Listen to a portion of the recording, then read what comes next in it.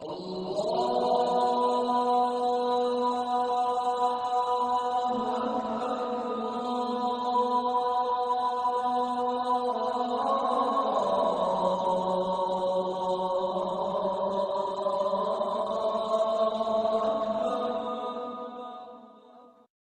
لله والصلاة والسلام على رسول الله وعلى آله وصحبه ومن اهتدى بهداه وأشهد أن لا إله إلا الله وحده لا شريك له وأشهد أن محمدا عبده ورسوله صلى الله عليه وعلى آله وصحبه ومن اهتدى بهداه واستنى بسنته إلى يوم الدين أما بعد. Donc, le livre qu'on va prendre pour référence, c'est un livre dont le titre est Al-Qawa'id wa al-Dawabit al-Fiqhiyyah fi Kitab al-Ummi lil-Imam al-Shafi'i Jam'an wa Tartiban wa Dirasatan ta'lif Abdul Wahhab Ahmed Khalil ibn Abd al-Hamid. Donc, dans ce livre-là, en fait, c'est une risale, ce qu'on appelle risale magistère, c'est des ouvrages qui sont présentés en vue d'obtenir un diplôme. L'avantage de ce genre d'ouvrage, c'est qu'il réunit un grand nombre d'informations que tu aurais du mal à retrouver et qui te prendrait énormément de temps si tu venais les chercher. D'accord. Donc, dans cet ouvrage, en fait, il expose les principales règles qu'on peut trouver dans le livre dans l'Umm de l'imam Shafi'i. L'Umm est un ouvrage que l'imam Shafi'i a écrit lorsqu'il s'est installé en Égypte. D'accord. Donc l'imam Shafi'i a eu plusieurs étapes. La première étape de sa vie, il était à Médine. Il a étudié chez l'imam Malik, rahimahullah ta'ala. Ensuite, il est parti en Irak. Lorsqu'il est parti en Irak, il y avait les élèves de l'imam Abu Hanifa, rahimahullah, entre autres Mohammed ibn Hassan al-Shaybani, et auprès duquel il a étudié. Suite à ça, il est parti. Lorsqu'il est arrivé en Irak, justement, c'est là que l'imam Ahmad rahimahullah disait au sujet de l'imam Shafi'i كان الفقه خفيا على أهله حتى جاءنا شاب من قريش. Le fiqh était fermé, c'est-à-dire qu'on n'y avait pas accès jusqu'à ce que nous vienne un jeune homme de Quraysh. D'accord? Il faut savoir, dans les cours, je vais parler assez vite, mais les informations primordiales, je vais les répéter plusieurs fois pour qu'elles soient retenues. D'accord? Donc, lorsqu'il est venu en Irak, il a trouvé qu'il y avait un certain conflit entre Ahl al-Ra'i et Ahl al-Hadith. Pour plus de détails, revenir à l'introduction sur Usul al-Fiqh Ahl al-Sunnah wal Jama'a, tu vas trouver tous les détails de ce sujet et qu'est-ce qui s'est passé à cette époque-là, quelles étaient les problématiques à cette époque-là, quel a été le travail de l'imam Shafi'i, et tous les détails à ce sujet, un certain nombre de détails, tu les trouveras tirés du livre Ma'alim Usul al-Fiqh Ahl al-Sunnah wal Jama'a de Cheikh Mohammed ibn Hussein al-Jizani. D'accord? Donc, en ce qui concerne l'ouvrage que l'on va voir, Inch'Allah, c'est un certain nombre de règles qui ont été élues lorsque l'imam Shafi'i est parti en Égypte et il a écrit son livre Al-Umm. Ce livre, il est en une dizaine de tomes, d'accord. Ce livre-là, lorsqu'il l'a écrit, il est classifié selon les chapitres de fiqh et dedans, on retrouve un certain nombre de règles. L'auteur a nommé son livre comment? Al-Qawa'id wa al-Dawabit al-Fiqhiyyah min fi Kitab al-Umm. Al-Qawa'id et les Dawabit juridiques. C'est quoi la différence entre le Qa'ida et le Dawabit? La différence entre Al-Qa'idatu et dont le pluriel est Al-Qawa'idu et entre Al-Dawabit dont le pluriel est Al-Dawabitu, la différence entre les deux, c'est que la règle, Al-Qa'ida, elle concerne plusieurs chapitres juridiques. Elle peut entrer dans le Kitab al-Tahara, dans le chapitre sur la purification. Elle peut rentrer dans le Kitab al-Salat, dans le chapitre sur la prière. Elle peut rentrer dans le Kitab al-Siyam, dans le chapitre sur le Siyam. Elle peut rentrer dans le chapitre sur le Bouyoua, sur les transactions. Quant au Dabit, c'est toujours une règle, mais elle ne concerne qu'un seul chapitre. D'accord? Elle ne concerne qu'un seul chapitre. Par exemple, la règle qu'on retrouve dans le Mudawwana, qui est un ouvrage composé par certains savants malikis, la règle qu'on trouve que tout ce qui s'interpose entre toi et la terre fait partie de la terre. Ça, c'est une règle. Mais cette règle-là est-elle générale? Non, elle n'est pas générale. Elle concerne qu'un seul chapitre, qui est le chapitre de la prière. À savoir que si jamais il y a un tissu entre toi et la terre, tu te seras prosterné sur la terre. Ce tissu-là n'empêche pas que tu te sois prosterné sur la terre. De même si tu as un bonnet, par exemple, et que tu te prosternes sur ce bonnet, que une partie du tissu du bonnet s'interpose entre toi et la terre. Est-ce qu'on va dire tu dois absolument le retirer parce que tu dois te prosterner sur la terre? Non. Tout ce qui s'interpose entre toi et la terre, ou entre la terre et toi, il fait partie de la terre. D'accord? Cette règle, les règles juridiques, ils ont été déterminées comment? Ça, Inch'Allah, tu le retrouveras si j'arrive à le mettre en, Inch'Allah, je vais le mettre en MP3, je vais te l'envoyer, c'était la suite de la réponse à Rachid Abu Hudayfa. La suite, en fait, je revenais sur l'historique des règles juridiques, en fait. Et quelles sont les caractéristiques des règles juridiques. Mais en résumé, en détail, tu le retrouveras là-dessus. Mais sinon, Inch'Allah, en résumé, la règle juridique la règle juridique, al-qa'idatul fiqhiyya, qu'est-ce que c'est? C'est une formule qui reprend un certain nombre de mots, dont l'objectif est de résumer un certain nombre de ahkam, un certain nombre de statuts présents dans différents chapitres. D'accord? Et Inch'Allah, tu vas voir à travers le temps, à travers les exemples, tu vas beaucoup mieux comprendre. Donc, dans notre méthodologie à travers ce livre, comment va-t-on agir? Premièrement, on va citer la règle. D'accord? Comme l'a cité l'imam Shafi'i dans son livre. Deuxièmement, nous allons citer les preuves de cette règle-là. Troisièmement, les exemples de cette règle. D'accord? Donc la règle, la preuve de cette règle, l'explication de cette règle, que signifie-t-elle? Quatrièmement, les exemples illustratifs de cette règle. Et cinquièmement, la position des savants de l'école de l'imam Shafi'i par rapport à cette règle-là. Et quand l'ont-ils utilisé et qui parmi eux l'a utilisé? Donc nous avons 5 points, je répète. La règle, les termes de la règle comme ils ont été cités dans le Kitab dans le livre al-Umm de l'imam Shafi'i. Deuxièmement, les preuves de cette règle-là, tirées du Coran et de la Sunna du prophète sallallahu alayhi wa sallam, et des autres sources de législation éventuellement. Quand je dis autres sources de législation, les autres sources auxquelles la Sharia, le Coran et la Sunna ont donné un rôle législatif. D'accord? Après, les sources de la législation, quelles sont les sources de la législation? Tu peux retrouver, Inch'Allah, éventuellement, un certain nombre de détails sur cette question-là dans l'introduction sur le fait. Mais en général, les sources de législation sont au nombre de 4. Celles qui sont unanimement reconnues, quand je dis qui sont unanimement reconnues dans leur signification, même si dans les termes, certains peuvent les refuser. Entre autres les Daririya, mais ça c'est une autre question que tu peux avoir avec Karim, Inch'Allah, si jamais Allah subhanahu wa ta'ala, si jamais tu as le temps, Inch'Allah, de le faire, d'écouter les audios. Donc le Coran et la Sunna du prophète sallallahu alayhi wa sallam, c'est ce qu'on appelle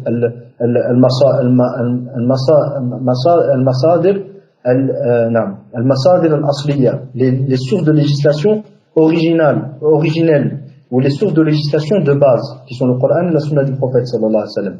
Les autres, il y a 2 autres sources de législation, plutôt des outils pour déterminer, on appelle ça des sources de législation au sens où, en s'y référant, on peut déterminer, comprendre l'objectif d'Allah et son prophète, sallallahu alayhi wa sallam, qui sont le consensus de cette communauté, en général. Et ce n'est pas simplement en général, un consensus ne peut s'accorder que sur base d'un texte du Coran et de la Sunna du prophète, sallallahu alayhi wa sallam, et le consensus va simplement te montrer le caractère certain de l'indication des textes présents dans le Coran et la Sunna du prophète sallallahu alayhi wa sallam. Quatrièmement, le qiyas, l'analogie, et qui consiste au fait de donner à un sujet second sur lequel nous n'avons pas de statut explicite depuis le Coran et la Sunna, on donne à ce sujet second le statut d'un sujet premier sur lequel nous avons un statut présent dans le Coran et la Sunna, c'est-à-dire que les textes du Coran et de la Sunna ont traité de cette question, d'accord? Soit explicitement, soit implicitement, d'accord? Donc, le sujet second, c'est un sujet nouveau qui n'est pas traité directement par les textes du Coran et de la Sunna. Le rôle du qiyas, en tant qu'outil, va être de donner à ce statut second, qui est nouveau, sur lequel nous n'avons pas de texte, de texte explicite, c'est-à-dire il n'a pas été traité directement c'est-à-dire il n'a pas été nommé directement dans les textes. On va donner à ce sujet second le statut présent dans un sujet premier. Pour quelle raison? Parce qu'ils ont une cause commune. D'accord? Ils ont une cause commune. إلحاق فرع بأصل في حكم شرعي لعلة جامعة. إلحاق القياس هو إلحاق فرع بأصل لعلة في حكم شرعي لعلة جامعة. Donc le qiyas, qu'est-ce que c'est? C'est l'action de donner à un sujet second le statut d'un sujet premier. Le sujet second, c'est un sujet sur lequel, ou un cas sur lequel nous n'avons pas de texte qui le nomme explicitement, d'accord? On donne à ce sujet second le statut d'un sujet premier qui a été lui nommé explicitement, qui a été lui nommé explicitement ou traité, que ce soit d'une manière explicite ou implicite, d'accord? on lui donne donc on donne à un sujet second le statut d'un sujet premier. Pour quelle raison nous avons agi de la sorte? Parce qu'ils ont une cause commune. D'accord? Parce qu'ils ont une cause commune. Par exemple, est-il permis de frapper ses parents? C'est sûr et certain que c'est interdit. D'accord? Quelle est la preuve? La preuve, c'est la parole d'Allah subhanahu wa ta'ala. Wala taqul lahuma uff. Et ne dis pas à tes parents, fille. D'accord? Laissez-moi tranquille, etc. Tu n'as pas à dire ça à tes parents. Mais ceci est une preuve que tu n'as pas le droit de les frapper. Pour quelle raison? Est-ce que le fait de les frapper a été mentionné explicitement? Non, il n'a pas été mentionné explicitement. Mais il est visé d'une manière beaucoup plus importante. Pour quelle raison?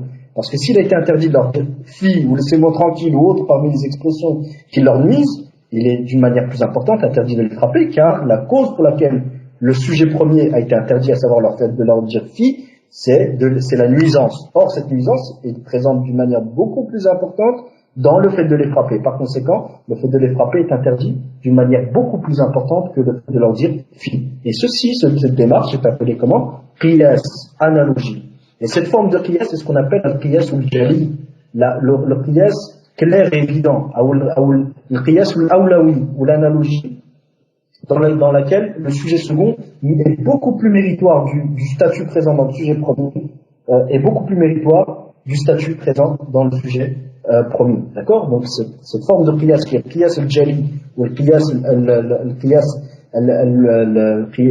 al-jali, ou le qiyas al-awlawi, ça c'est aussi une source de législation. Quand je dis source de législation, ce qui est visé par là, c'est que c'est un outil qui permet de déterminer l'objectif d'Allah subhanahu wa ta'ala au travers d'une analyse de texte. D'accord? Donc, je reviens à la règle, donc à ce qu'on va faire, Inch'Allah, au travers de ce livre. Donc, premièrement, on va citer la règle, on va citer l'épreuve de cette règle-là, l'explication, le sens général de cette règle. Quatrièmement, les explications illustratives, les exemples illustratifs de cette règle. Cinquièmement, la position des savants de l'école de l'imam Shafi'i, qu'on appelle Ash-Shafi'iyyatu, qu'on appelle Ash-Shafi'iyyatu, ou par exemple Ibn Abd al-Barr, rahimahullah, entre autres, j'avais pu dire ça, ils appelaient Ash-Shafi'iyyin, par exemple. Je peux aussi le dire, il n'y a pas de problème. Communément, le plus répandu, c'est qu'on appelle Ash-Shafi'iyya. D'accord? Ash-Shafi'iyya. Ok. Donc, cinquième point, ça va être la position des savants Shafi'iyya sur cette règle-là. D'accord. Donc je répète encore une fois, notre démarche et notre plan de travail sera, premièrement, l'exposé de la règle, deuxièmement, l'épreuve justifiant la validité de cette règle-là, troisièmement, le sens général de la règle, quatrièmement, les exemples illustratifs, cinquièmement, la position des savants de l'école de l'imam Shafi'i, rahimahullah, qui sont Ash-Shafi'iyyatu ou Ash-Shafi'iyyoun, par exemple, par rapport à cette règle-là. D'accord.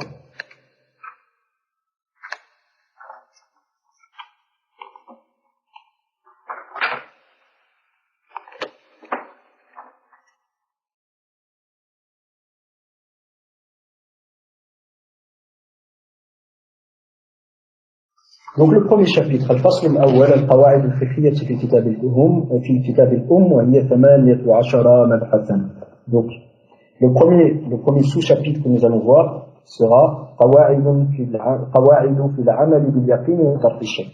Les premières règles que nous allons voir, c'est des règles qui concernent le fait de prendre en considération la certitude, et on va voir ce qui est visé par la certitude. La certitude, ce n'est pas la science certaine, c'est soit la science certaine, soit la science probante. C'est-à-dire ce qu'on suppose majoritairement être juste, d'accord? Donc des règles qui concernent le fait de mettre en pratique la certitude, al-yaqin, et de délaisser le doute. Donc en cela, dans ce cadre-là, il y a 4 règles à retenir que l'imam Shafi'i a cité. La première, je ne repousse une certitude qu'à travers une autre certitude. Et puis, par rapport à la certitude, comme je disais à Karim, par après, on va expliquer ce qui est visé par la certitude. Ce n'est pas la science certaine qui ne peut accepter aucun doute. Non, dans certains cas de figure, même la connaissance probante ou la supposition majoritaire est prise en compte. On va le voir, Inch'Allah, après, au travers des exemples, tu vas mieux comprendre ce qui a été cité. Et comme on dit, et à travers les exemples, l'explication apparaît, le sens de l'explication apparaît et devient de plus en plus clair. D'accord.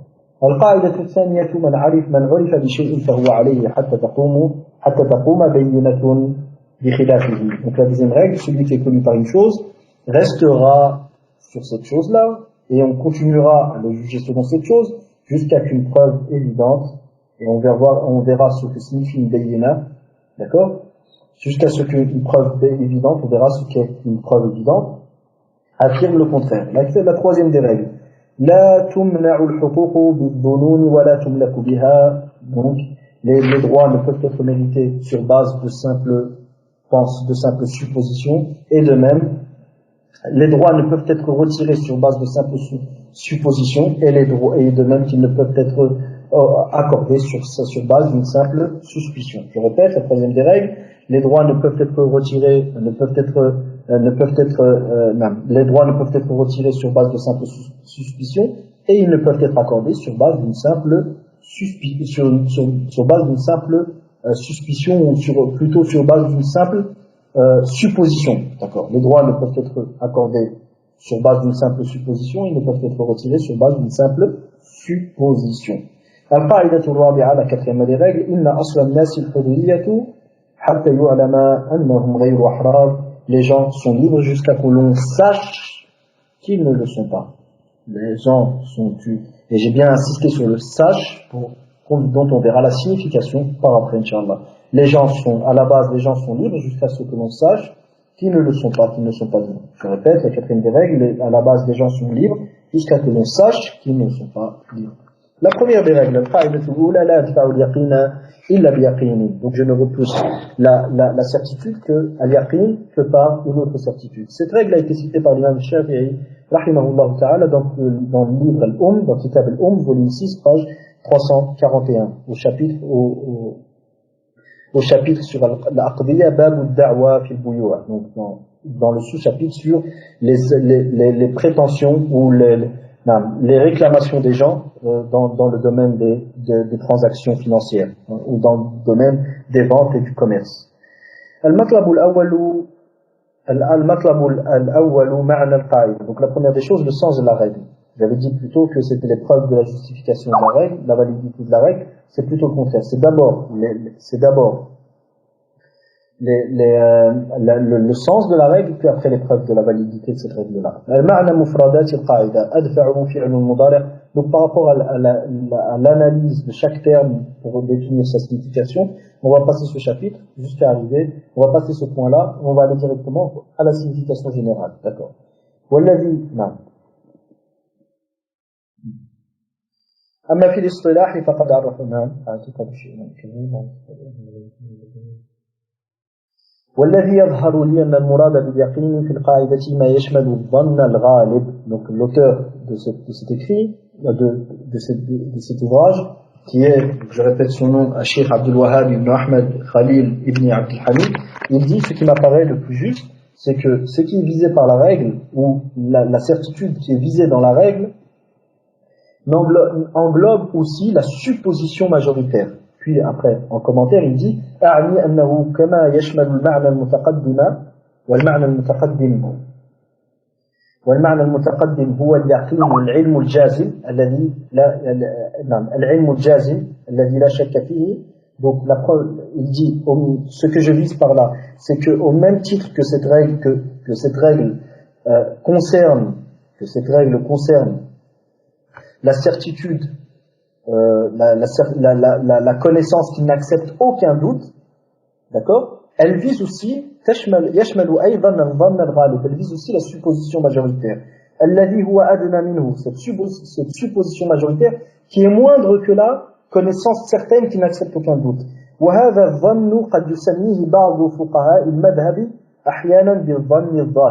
Et cette forme de supposition majoritaire est appelée par les savants de l'école de l'imam Shafi'i rahimahullah par diverses nominations. La première de ces nominations, Akhil Karim, al-dhannu al-zahir. Al-dhannu al-zahir. Al-dhann al-zahir. La supposition apparente.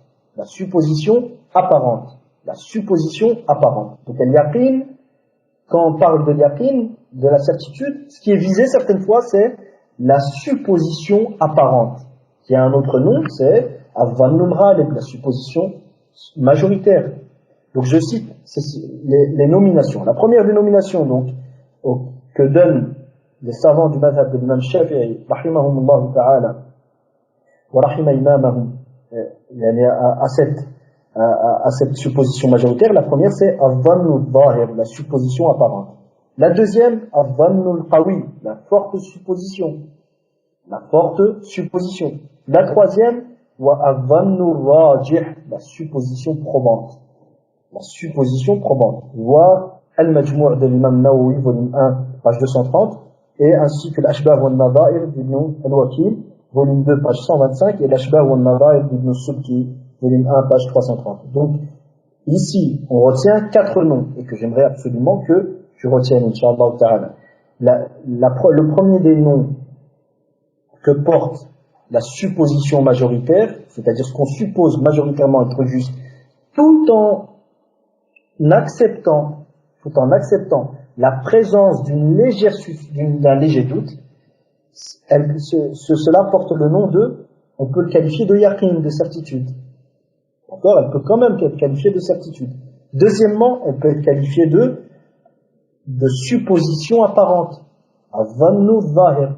Troisièmement, elle peut être qualifiée de adhannu qawi, de forte supposition. De forte supposition. Le quatrième des noms, elle peut être qualifiée de adhannu rajih, la supposition probante. Donc, je répète, la supposition apparente, la forte supposition, la supposition probante, et la supposition probante et la supposition majoritaire. Supposition majoritaire.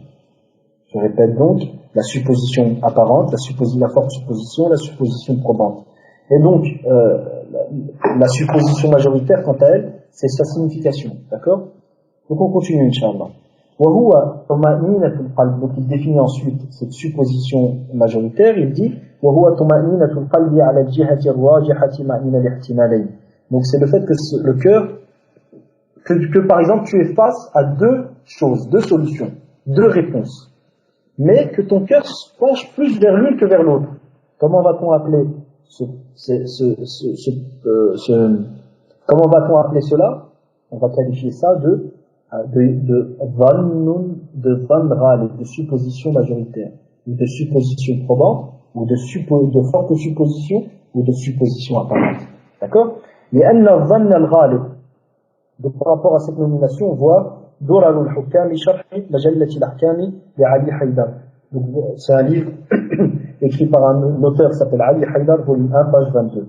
Donc la définition de Adhan al-Ghalib comme étant c'est le fait que le cœur penche plus que le cœur penche vers l'une des suppositions plus que vers l'autre. Ceci a été cité donc dans la référence précédemment citée. Ceci car la supposition majoritaire, car il est un devoir de s'attacher et de se fier à la supposition majoritaire dans les points qui sont liés à la aqida, qui sont liés aux actes pratiques. لأن الظن الغالب مما يجب التمسك به في العمليات. Voir الضياء اللامع شرح جمع الجوامع للشيخ حلول. D'accord? Donc la supposition majoritaire est un devoir de s'y attacher et de s'y fier dans les choses qui impliquent que l'on agisse d'une manière ou d'une autre. Qu'on fasse une chose ou qu'on ne fasse pas. Qu'on valide la prière de quelqu'un ou qu'on considère invalide une transaction donnée. D'accord? Mais ici, une petite parenthèse à Karim, lorsqu'ils disent qu'il est une obligation de s'attacher à la supposition majoritaire dans les actes pratiques, ceci, s'il vise par là, si l'auteur qui écrit le livre vise qu'il est une obligation de s'y attacher seulement dans les actes pratiques, ceci est la aqida des Ash'a'ira, qui disent qu'on ne peut prendre en compte ahadith ou l'ahad, les hadiths qui n'ont pas atteint le degré de tawatur. Le tawatur, qu'est-ce que c'est? C'est le fait qu'un grand nombre de gens rapportent selon un grand nombre de gens, jusqu'à la fin de la chaîne de transmission, un texte. Ils disent ce genre de texte, on peut les prendre en considération dans le domaine de la aqida, afin d'affirmer une chose concernant le monde de l'invisible ou un attribut d'Allah subhanahu wa ta'ala, ou une chose concernant l'au-delà. Donc, par conséquent, D'accord, je continue. Mais si jamais nous avons un texte qui n'a pas atteint le degré de savoir, imagine-toi que deux ou trois personnes rapportent selon deux ou trois personnes, selon un compagnon, jusqu'au prophète sallallahu alayhi wa sallam, hadith. Il dit ce genre de hadith, s'il concerne le domaine de la aqidah, d'accord? S'il concerne le domaine de la aqidah, on ne peut pas le prendre en compte. Par conséquent, il faut arriver à partir de là à la conclusion qu'il n'y a pas de adab al-qabr. Ça se fait que les hadiths sont des hadiths ahad. D'accord? Et d'autres, il y a certains attributs d'Allah qu'ils ont refusé d'admettre. Pour quelle raison? Premièrement, bien sûr, sur base de leur déviance dogmatique, qui est que ils n'acceptent parmi les attributs que ceux que la raison accepte. D'accord? Deuxièmement aussi parce que ils disent que ces hadiths-là n'ont pas atteint le degré de tawatur, et par conséquent, ils n'affirment pas la certitude. Et s'ils n'affirment pas la certitude, il nous a interdit de suivre ce qui n'est pas certain. Et ils utilisent comme argument le verset qui dit ils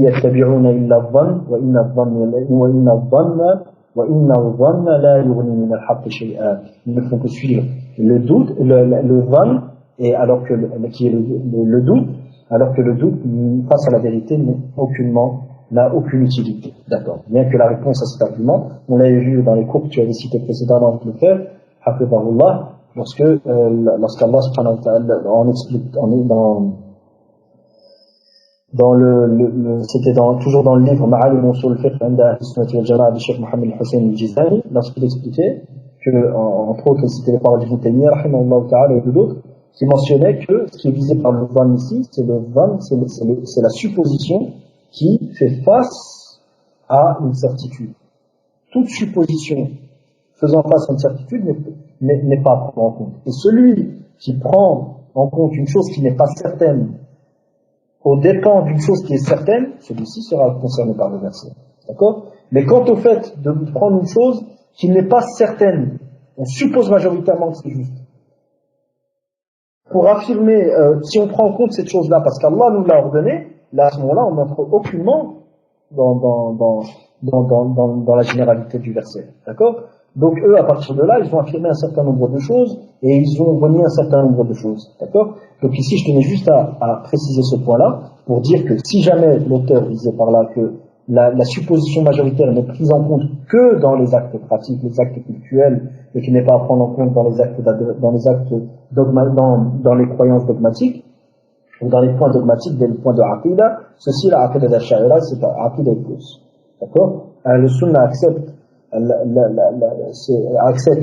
les textes qui sont ahad, qui n'ont pas atteint le degré de certitude, dans le domaine dogmatique de aqidah et dans le domaine de fiqh.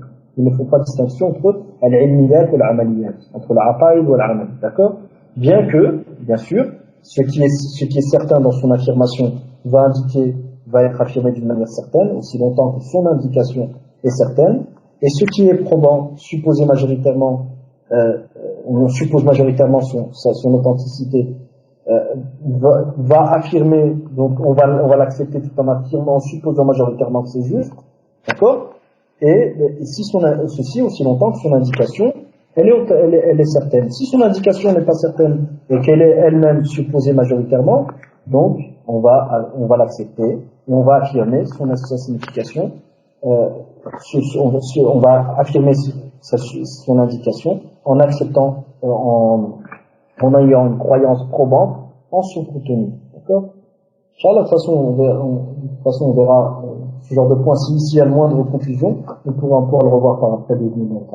D'accord? Donc je continue. لذا قال الإمام الشافعي رحمه الله وإذا كان الرجل في السفر ومعه ماءان استيقن أن أحدهما نجس والآخر لم ينجس فأهراق النجس منهما على الأغلب عنده أنه نجس توضأ بالآخر وإن خاف العطش حبس الذي الأغلب عنده أنه نجس وتوضأ بالطاهر عنده. Donc l'imam Shafi'i rahimahullah, il dit dans le volume 1, page 59, il dit وإذا كان الرجل في السفر, si un homme est en voyage et il a deux récipients d'eau, استيقن أن أحدهما نجس, il est sûr et certain que l'un d'entre eux est impur, والآخر لم ينجس, et il est sûr et certain que l'autre n'est pas impur. فأهراق النجس منهما على الأغلب عنده أنه نجس. À ce moment-là, donc il a deux récipients. Il est sûr et certain que l'un d'entre eux n'est pas impur, que l'un d'entre eux est pur et que l'autre n'est pas impur. Il est sûr et certain, mais il ne sait pas exactement quel est celui des deux. فعراقا نجسا منهما على الأغلب عنده أنه نجس. À ce moment-là, il observe les deux et il se débarrasse de celui qu'il suppose majoritairement être impur. Et il se purifie avec celui qu'il suppose majoritairement être pur. Mais si maintenant il a peur durant ce voyage d'être assoiffé, il gardera à ce moment-là, il gardera de côté pour boire, pour se rassasier, celui qu'il suppose majoritairement être impur. Et il se purifiera pour la prière avec celui qui suppose majoritairement être pur. Je répète, si un homme est en voyage et qu'il a deux récipients d'eau, il est sûr que l'un d'entre eux est impur et il est sûr que l'autre n'est pas impur. Qu'est-ce qu'il doit faire? À ce moment-là, qu'il se débarrasse de celui qu'il suppose majoritairement être impur et qu'il garde pour faire ses ablutions celui qu'il suppose majoritairement être pur. Et s'il craint maintenant, dans le cas où il craint d'abord d'être assoiffé durant son voyage, qu'il garde de côté alors celui qu'il suppose majoritairement être impur pour le boire en cas de soif, car Allah subhanahu wa ta'ala a permis, si on craint, a permis en cas si nous n'avons pas de quoi boire dans un endroit où on ne peut avoir accès à de l'eau, de boire ce qui est impur. D'accord? Et qu'il garde de côté, qu'il se purifie avec celui qu'il suppose majoritairement être pur.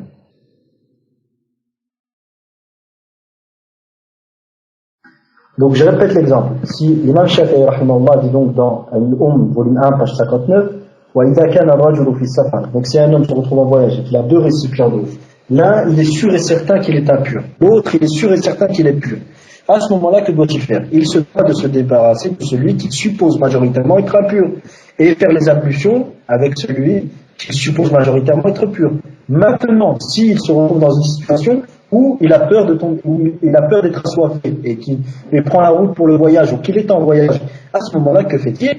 Il garde pour boire celui qu'il suppose majoritairement être impur et qu'il utilise pour faire ses ablutions celui qu'il suppose majoritairement être pur. Fin de citation des paroles de l'imam Shafi'i. L'auteur continue, il dit et cette forme de supposition peut être qualifiée par les fuqaha de certitude, de yaqin. La preuve, Al-Nawawi, l'imam Nawawi rahimahullah dit dans Al-Majmou', Al-Majmou', volume 1, page 230 à la page 231. Al-Majmou', c'est un livre que l'imam Nawawi rahimahullah a commencé, dans lequel il fait le commentaire de Al-Muhadhab. Al-Muhadhab est un livre de référence dans le madhab de l'imam Shafi'i écrit par l'imam Abu Ishaq al-Shirazi. Abu Ishaq al-Shirazi, qui a entre autres écrit l'ouvrage Al-Lum'a, qui est l'un des livres qui est l'un des ouvrages de Usul al-Fiqh et qui est l'un des ouvrages très bénéfiques.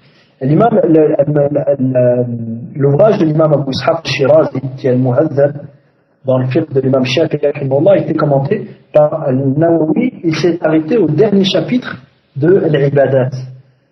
Au dernier chapitre de l'Ibadat, puis l'imam Shafi'i est mort. Suite à ça, cet ouvrage, l'imam Nawawi est décédé, il n'a pu compléter cet ouvrage.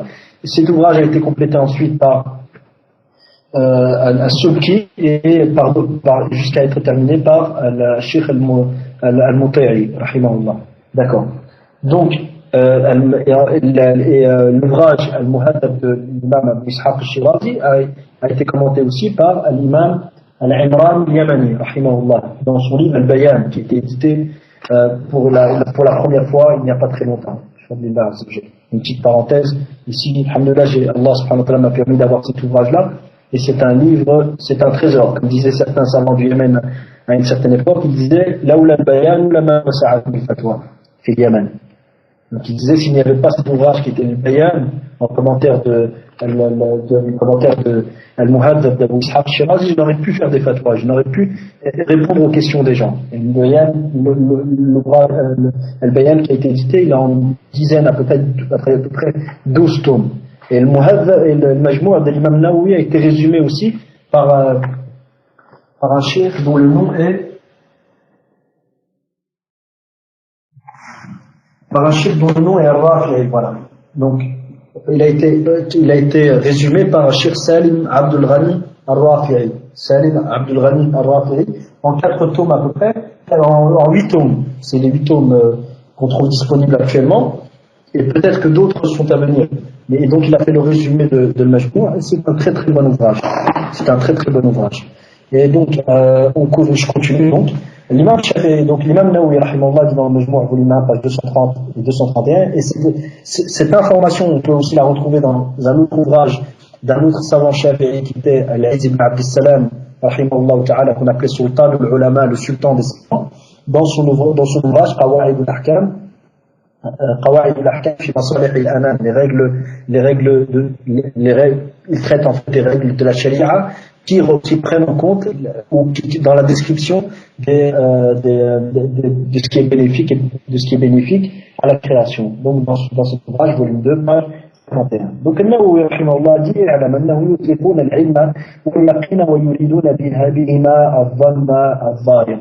Il sache que les savants utilisent les termes science, la connaissance, l'ilm, et ils utilisent le terme al-yaqin, la certitude, et ils visent par ces 2 termes-là la supposition apparente. La supposition apparente. الظن ظاهر. La haqiqat al-ilm wal-yaqin. Ils ne visent pas la réalité de la science et de la certitude. Au sens, ils ne visent pas la connaissance certaine qu'ils n'acceptent aucun degré de doute. فإن اليقين هو الاعتقاد الجازم وليس ذلك بشرط في هذه المسألة ونظائرها. Car la certitude est la connaissance certaine, la conviction certaine, dans le sens où il n'y a pas aucun doute. وليس ذلك بشرط في هذه المسألة ونظائرها. Et ceci n'est pas une condition dans ce sujet et dans cette question et les questions qui lui sont similaires. النووي رحمه الله, parce que ici il parle d'un sujet bien précis. Mais en parlant de ce sujet précis, il cite une règle générale qui est que les savants n'utilisent pas les termes ilm et yaqin pour seulement la conviction certaine qu'ils n'acceptent aucun doute. Mais ils peuvent utiliser l'ilm ou l'yaqin, la connaissance et la certitude, pour la supposition apparente. Qu'on a vu comme précédemment, qui se nomme aussi la supposition majoritaire, la forte supposition, la supposition probante aussi. Donc, je répète la parole de Nawawi rahimahullah, sache que les savants, sachent qu'ils emploient la science et la certitude, et ils visent par là la supposition apparente, non pas la réalité de la réalité de la connaissance et la réalité de la certitude. Car la certitude est la conviction certaine, et ceci n'est pas une condition sur cette question.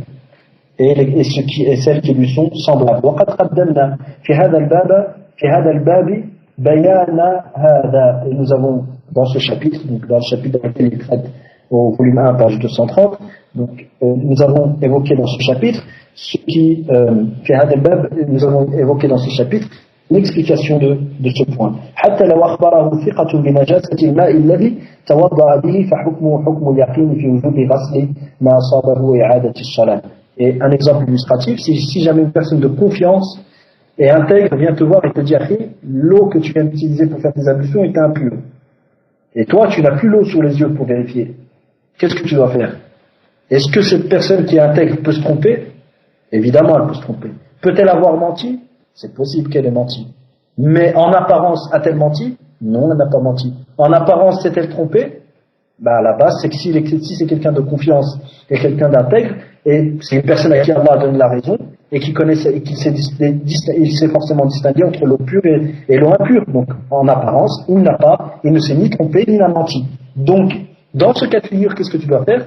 Tu dois refaire des ablutions avec une eau pure et refaire ta prière. Bien qu'il y ait un léger doute d'erreur et de mensonge. Mais ce léger doute n'a pas été pris en compte, car l'information de cette personne intègre indique la supposition majoritaire que cette eau t'indique d'une manière probante que cette eau est impure. Par conséquent, tu dois prendre en compte cette supposition majoritaire à laquelle tu es arrivé suite à l'information de cette personne intègre. On appelle al-thiqatu. Et quelqu'un d'intègre, on dit thiqa. D'accord? Donc, وقد قدمنا في هذا الباب بيان هذا حتى لو أخبره ثقة بنجاسة الماء الذي توضأ به فحكمه حكم اليقين في وجوب غسل ما أصابه وإعادة الصلاة. وإعادة الصلاة. وإنما, et une autre chose aussi, c'est que toutes les parties qui ont été touchées par cette eau, il doit absolument les relaver. D'accord? Il doit absolument les relaver parce qu'ils ont été atteints et touchés par une eau qui est impure. وإنما يحصل بقول الثقة ظن. Et comme on sait, l'information de cette personne intègre n'apporte qu'une supposition majoritaire. C'est l'information de cette personne intègre, elle ne nous amène pas une certitude qui n'accepte aucun doute. Non, elle nous amène à être convaincus majoritairement que cette eau est réellement impure et que nous avons sali nos membres avec de l'eau impure, et de même nous avons fait une prière sans être en état de pureté. D'accord. La ilma wa yaqin. وإنما يحصل بقول الثقة ظن لا علم ويقين. Donc l'information de cette personne intègre indique une supposition majoritaire, en aucun cas elle indique la certitude, la conviction certaine qui n'accepte aucun doute, ni une connaissance certaine qui n'accepte aucun doute. ولكنه نص يجب العمل به. Mais ceci est une non. Mais soit, ici il dit وَلَكِنَّهُ نَصْ, mais ceci est un nas, mais je ne traduirai pas ici ce passage-là. Pourquoi? Parce que le terme nas peut avoir diverses significations en fonction du contexte. Donc ici, pour savoir le contexte, le sens exact, il faut revenir au contexte. Donc soit on va laisser de côté la traduction du terme nas et venir à l'essentiel, qui est la fin qui dit, où il dit يَجِبُ الْعَمَلُ بِهِ, il est une obligation de mettre en pratique ce point-là. Pourquoi? Parce que il nous est demandé de prendre en considération les informations des gens intègres, et dans ce genre, et que ces informations, malgré qu'il y ait un léger doute, une légère supposition d'erreur ou de mensonge, cette supposition d'erreur et de mensonge n'est pas prise en compte, et on doit prendre en compte l'information qu'il nous apporte et la pratiquer. Et fin de citation des paroles de l'imam Nawawi, et ici s'arrête le premier cours, Inch'Allah, qui sera suivi par le sens général de cette règle-là, dont on a vu déjà précédemment une partie, et l'épreuve de cette règle, du Coran et de la Sunna du prophète sallallahu alayhi wa sallam, et de même du consensus, et on verra aussi la position des savants du madhab de l'imam Shafi'i par rapport à cette règle-là. Et dans le dernier point, et le quatrième, on verra al-tamthil wa al-qaïda, les exemples illustratifs de cette règle-là, et tu verras, Akhil Karim, c'est al-ajab ou al-ujab, ce sera étonnant. Tu verras le nombre de sujets auxquels tu peux faire face dans ta vie, et auxquels tu peux faire face dans tes lectures, ou dans des problématiques qui peuvent apparaître, et auxquelles tu peux faire face, dans lesquelles tu trouveras des réponses, auxquelles tu trouveras des réponses dans ces règles-là, Inch'Allah. Wa jazakallahu khairan, et au plaisir de partager à nouveau avec toi cette science qu'Allah subhanahu wa ta'ala nous a permis de lire, de comprendre et d'étudier. La science ne vient que par les révisions. La science, c'est les révisions. La science, c'est les révisions. S'il n'y a pas de révision, il n'y a pas de science. S'il n'y a pas de révision, il n'y a pas de science. Donc s'il n'y a pas de pratique, il n'y a pas de science bénéfique. D'accord? Donc je répète, Inch'Allah, nous sommes en train de voir un ouvrage qui est Al-Qawa'id wa al-Dawabit al-Fiqhiyyah fi Kitab al-Umm de l'imam al-Shafi'i, jam'an wa tartiban wa dirasatan, ta'lif Abdul Wahhab, ou ta'lif Abdul Wahhab ibn Ahmad, Khalil ibn Abdul Hamid, des éditions Dar al-Tadmouriyya. Donc, sur cet ouvrage, je reprends les règles présentes dans le Kitab al-Umm de l'imam Shafi'i, cet ouvrage de fiqh qu'il a écrit lorsqu'il était en Égypte et lorsqu'il a fait son Madhhab al-Jadid, sa nouvelle école juridique. Donc souvent dans les livres, tu peux entendre parler de al-Madhhab al-Qadim, l'ancien Madhhab, l'ancienne école de l'imam Shafi'i, la nouvelle école de l'imam Shafi'i. L'ancienne école, c'est les positions et les avis qu'il avait lorsqu'il était à Bagdad. D'accord? Lorsqu'il était en Irak, et la nouvelle école, c'est les positions et les avis qu'il avait lorsqu'il était en Égypte. Et entre autres dans son ouvrage, Al-Umm. Donc nous avons vu la première des règles, nous sommes entrés dans le premier chapitre, qui traite des règles concernant des règles au sujet de la certitude et du doute. Donc il y a un certain nombre de règles, 4 règles entre autres. Nous avons cité certaines de ces règles-là. Donc on a cité les 4 règles, et nous sommes entrés dans la première de ces règles, qui est que l'imam Shafi'i a dit, je ne délaisserai la certitude que pour une certitude qui lui est semblable. Les 4 règles que nous allons voir sont, la première dans laquelle on vient d'entrer, qui est que je ne délaisse pas la certitude, que je ne délaisserai la certitude que par une certitude. Dans cette règle, on a expliqué le sens de la certitude, qui n'est pas le sens communément répandu, qui est communément connu, qui est la conviction certaine qui n'accepte aucun doute, mais cela englobe la supposition majoritaire qui a 4 noms. Je répète ces noms-là: la supposition apparente, la forte supposition, la supposition probante, d'accord? Et on a aussi la supposition majoritaire. D'accord? Donc la deuxième règle que nous allons voir par après, Inch'Allah, sera: celui qui est connu par une chose restera sur cette chose-là et on continuera à le juger sur base de cette chose jusqu'à que nous ayons une preuve évidente du contraire. Et on verra que signifie al-bayyina traduit par la preuve évidente. Al-bayyina, la preuve évidente. La troisième des règles que nous allons voir, les droits ne peuvent être privés, les gens ne peuvent être privés de leurs droits sur base de simples suppositions, de même que les droits ne peuvent être, que de nouveaux droits ne peuvent leur être accordés sur base de simples suppositions. La quatrième des règles, la base, à l'origine, tout le monde est libre, jusqu'à preuve du contraire. À l'origine, tout le monde est libre, jusqu'à preuve du contraire, jusqu'à que l'on sache que la personne n'est pas libre. On verra tout ça, Inch'Allah, si Allah nous permet. Et le mieux, Akhil Karim, c'est qu'on essaie de faire des cours de 15-20 minutes chaque jour, Inch'Allah. 15-20 minutes, bien sûr, on peut dépasser un peu, arriver jusqu'à 30 minutes, c'est pas un problème. 35 minutes, ça sera un grand plaisir. Mais le fait de se fixer 15-20 minutes par jour, ça encourage. Parce que directement faire des cours d'1 heure, 1h30, ce n'est ni bon ni pour la personne qui fait le cours, ni pour le public, parce que directement, automatiquement, notre esprit, vu qu'on n'est pas habitué à des cours aussi longs, il va lier l'enseignement à une douleur. Donc directement, c'est l'enseignement égale douleur, l'enseignement égale douleur. Dès que je vais penser au cours, la moindre occasion, je risque de trouver une alternative pour ne pas y assister ou pour ne pas le faire. وجزاك الله خيرا أخي، et au plaisir إن شاء الله. إلى حضرتك وصلى الله وسلم وبارك على نبينا محمد وعلى آله وصحبه أجمعين والحمد لله رب العالمين.